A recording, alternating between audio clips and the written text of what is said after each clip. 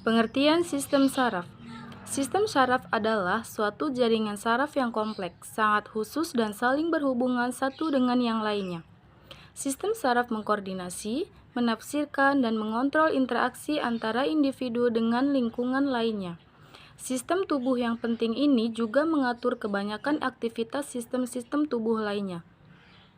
Karena pengaturan saraf tersebut, maka terjalinlah komunikasi antar berbagai sistem tubuh hingga menyebabkan tubuh berfungsi sebagai unit yang harmonis.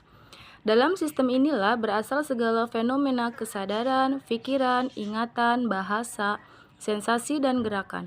Jadi, kemampuan untuk dapat memahami, belajar, dan memberi respon terhadap suatu rangsangan merupakan hasil kerja integrasi dari sistem saraf yang puncaknya dalam bentuk kepribadian dan tingkah laku individu. Jaringan saraf terdiri neuroglia dan sel Schwann, sel-sel penyokong, serta neuron, sel-sel saraf. Kedua jenis sel tersebut demikian erat berkaitan dan terintegrasi satu sama lainnya sehingga bersama-sama berfungsi sebagai satu unit. Fungsi sistem saraf. Sebagai alat pengatur dan pengendali alat-alat tubuh, maka sistem saraf mempunyai 3 fungsi utama, yaitu 1. Sebagai alat komunikasi antara tubuh dengan dunia luar. Hal ini dilakukan oleh alat indera yang meliputi mata, hidung, telinga, kulit, dan lidah. Dengan adanya alat-alat ini, maka kita akan dengan mudah mengetahui adanya perubahan yang terjadi di sekitar tubuh kita. 2. Sebagai alat pengendali atau pengatur kerja alat-alat tubuh, sehingga dapat bekerja serasi sesuai dengan fungsinya. Dengan pengaturan oleh saraf, semua organ tubuh akan bekerja dengan kecepatan dan ritme kerja yang akurat. Sebagai pusat pengendali, tanggapan saraf merupakan pusat pengendali atau reaksi tubuh terhadap perubahan atau reaksi tubuh terhadap perubahan keadaan sekitar. Karena saraf sebagai pengendali atau pengatur kerja seluruh alat tubuh, maka jaringan saraf terdapat pada seluruh alat-alat tubuh kita. Jenis kegiatan. Otak adalah salah satu organ yang sangat penting bagi manusia. Hampir semua fungsi tubuh dijalankan dari otak. Mengingat adalah salah satu fungsi utama otak, memori memiliki 2 komponen utama, yaitu fakultas memori yang berfungsi untuk pikiran-pikiran yang saat ini aktif dalam pikiran, dan penyimpanan jangka panjang dari peristiwa, keterampilan, dan fakta. 1. Ingatan jangka pendek. Ingatan jangka pendek bersifat sementara. Karakteristik utamanya adalah kapasitas yang rendah, sehingga ingatan jangka pendek cepat jenuh. Dalam sebuah percobaan, kapasitas ingatan jangka pendek dapat mempertahankan rata-rata 7 item tidak terkait, seperti huruf, kata, atau angka, selama beberapa menit, kecuali jika dilatih dengan trik profesional. Ini disebut SPAN. Psikolog menyadari bahwa memori jangka pendek terus digunakan saat berbicara, berpikir, dan bertindak, sehingga memori jangka pendek disebut juga sebagai memori kerja atau menekankan peran aktifnya. 2. Memori episodik. Memori episodik digunakan untuk menjawab pertanyaan seperti apa yang Anda lakukan akhir pekan lalu, atau untuk mengingat pertama kali melihat salju atau pada kegiatan tertentu. Ingatan, terutama yang bersifat episodik, lebih mudah diambil kembali jika bersifat dramatis. Mengadopsi kebiasaan sehat yang meningkatkan otak membuat proses semakin mudah. Jika seseorang memikirkan acara khusus seperti hari libur dan ulang tahun, kemungkinan kejadian yang diingat jelas disebabkan karena alasan unik. Baik atau buruk, ingatan terkait peristiwa biasa cenderung bergabung satu sama lain. 3. Ingatan jangka panjang. Semua fakta yang diketahui, semua hal yang dapat dilakukan, banyak peristiwa dalam hidup ditambah semua hal mengejutkan yang bahkan tidak diketahui sesungguhnya telah diketahui.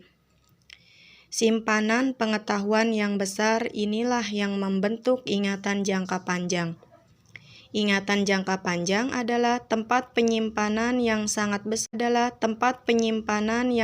besar untuk dimanfaatkan.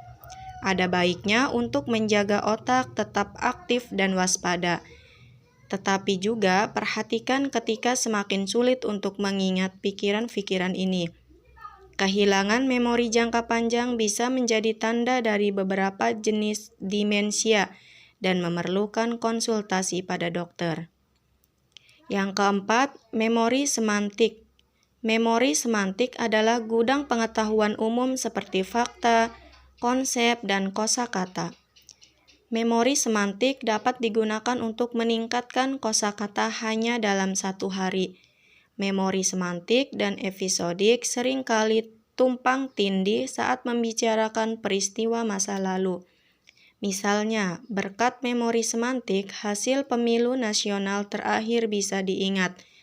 Tetapi kepentingan politik dari acara tersebut juga memungkinkan mengingat kembali ingatan pribadi yang diasosiasikan yang berasal dari ingatan episodik. Yang kelima, memori prosedural. Memori prosedural juga dikenal sebagai memori implisit atau kebiasaan. Memori prosedural termasuk keterampilan fisik dan mental yang diperoleh dari waktu ke waktu, seperti mengendarai sepeda, menulis, atau menggunakan keyboard. Sebagian besar pengetahuan prosedural digunakan secara otomatis tanpa ingatan sadar tentang bagaimana menerapkannya.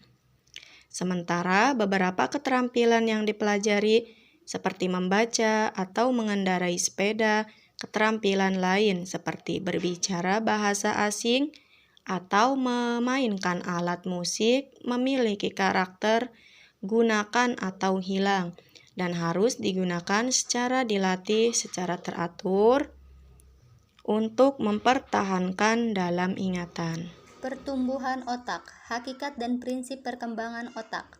Otak yang dalam bahasa Inggris disebut encephalon adalah pusat sentral nervous system pada vertebrata dan banyak invertebrata lainnya.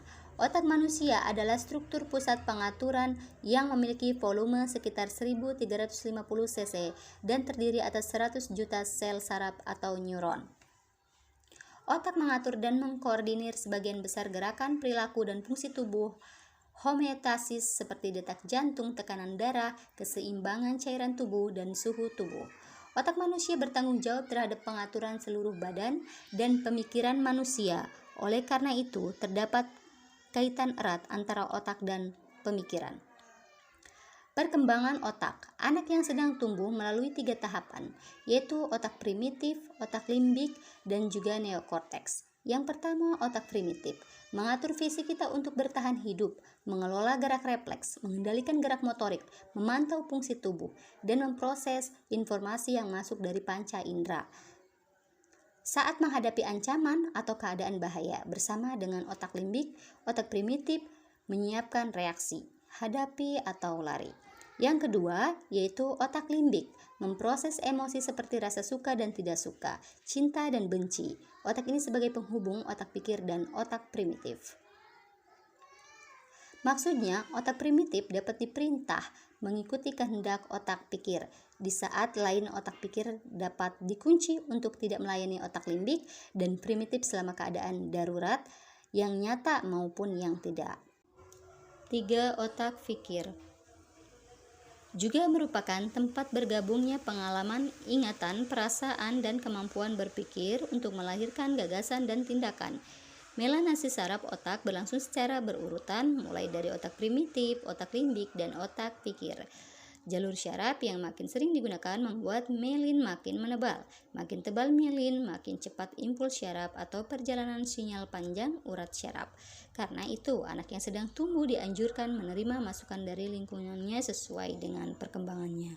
Terima kasih.